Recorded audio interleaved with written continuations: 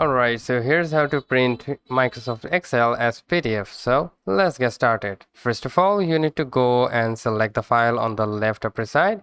And then from here, you'll probably see the option print. So let's just select it. And then from here, firstly, you need to select Microsoft Print to PDF like that. And right after that, you can select the print active sheets. After that, you can simply go with the portrait orientation if you want to print is out with the A4 paper. Rather than that, you can also select the landscape. As you can see, this is the landscape and this is the portrait. So we will gonna select the portrait one, and then from here we will select the A4, which is the basic common paper that you can get, and then from here simply select normal, and right doing so you can simply tap on the print button, and there you have it. So now let me just give it a name like testing and simply save this up. So if we go to our desktop, as you can see, we got the PDF. So that's how you can simply print Microsoft Excel as PDF. So hope this video helps. If yes, please leave a like and we'll see you next time.